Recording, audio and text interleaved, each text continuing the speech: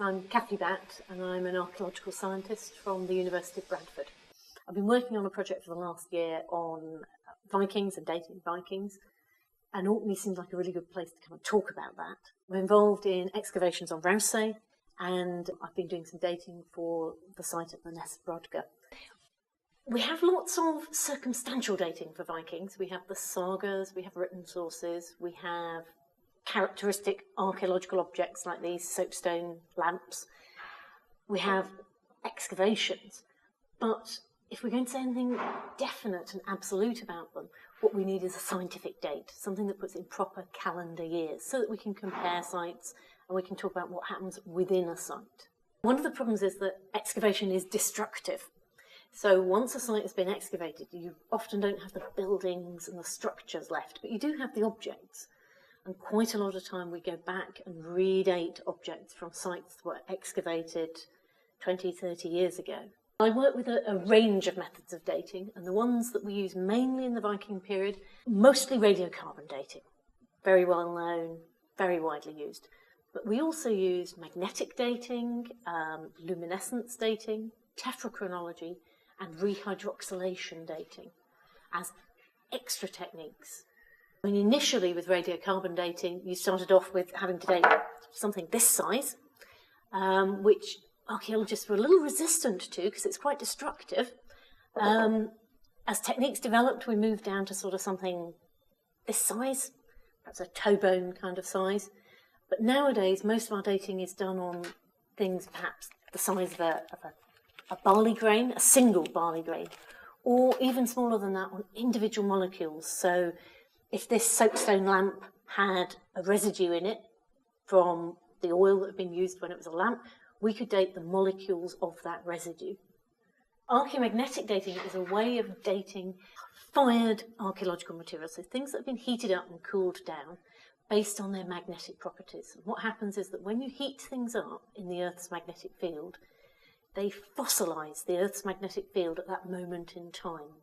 And the Earth's magnetic field changes, but they stay fixed at that particular value. If you come along nowadays and measure the magnetic field in the material and compare it with how the Earth's field has changed, then you get a date. This is an archaeomagnetic sample from a hard fired material. That's a little block of material that's been fired in the past, fired clay, and attached to it is a reference marker that tells us where it is in relation to the present day magnetic field. And that's all we need to provide a magnetic date for the features.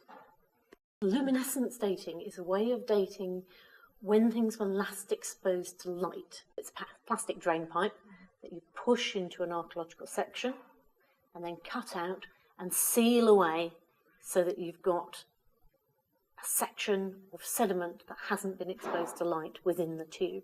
And then in the laboratory, you open it under dark conditions, and you've got a little section of sediment in there that hasn't been exposed to light since it was deposited when the archaeological site formed, and you date that. So you date how long it's been since that last bit of sediment was exposed to light. Minerals, like quartz, for example, that you find in sand, has flaws within its structure, and those can trap electrons. But those electrons can be released by the action of light. So what happens is, say, take a sand blow. As the sand blows around, it's exposed to light. The light gives energy to the electrons, which escape from their traps. The sand falls, further sand falls on top of it. It's no longer exposed to light. Electrons are around in the burial environment from radioactive decay within the burial environment. Lots of different types of radioactive decay produce electrons, and they gradually fill up these traps again. So the longer it is since you exposed it to light, the more electrons will have filled up in the traps. And what you actually do when you measure it is you expose the sample to a light in the laboratory, and then the electrons escape again, but this time you count how many escape, and that tells you how long it is that it's been buried. This is tephra from Hekla, which is a very active volcano in Iceland, and it looks like a very fine white talcum powder. And because it's so light, it travels a long way. actually what comes out of a volcano is all sorts of things, varying from these very fine powders to large lumps of rock. But the stuff that travels a long way, of course, is the lightest stuff. So this is what we might find on other archaeological sites. If you have tephra, so volcanic ashes, that probably gives you the most precise date, because some tephra are dated to within a year. So if you have them on a site and you can chemically match them to a known tephra, then you might have a layer on a site which has a very specific date to the nearest year. In some cases, people have recorded what time of year the volcano erupted, and therefore the tephra was deposited. But it's not many sites have those kind of deposits. Rehydroxylation dating, yeah, it's a very new dating technique, really only just beginning to be tested on archaeological materials. And it's based on the idea that if you make something out of clay, when you form the clay, it's moist and pliable, so it's got water in it. Then you fire it, and the water's driven off, and you end up with something quite brittle with no water in it. What people know is that over time, water gradually reaccumulates in that clay.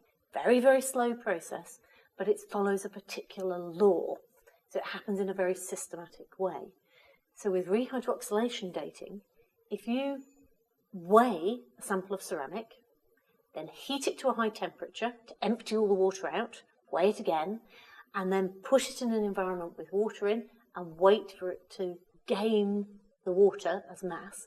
From that data, you can work out when it was that the ceramic was last fired.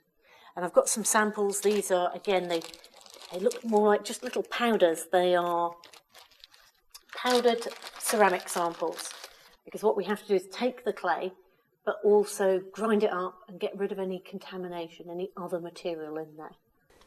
So samples of ceramic material, so pottery material, that's been ground up and had organic inclusions removed so that we can use it for rehydroxylation dating. And these are quite relevant to Orkney because these are from the Nesabrodga site. So that's a very early Orcadian site that's one of our test sites for dating. But we haven't got any results yet.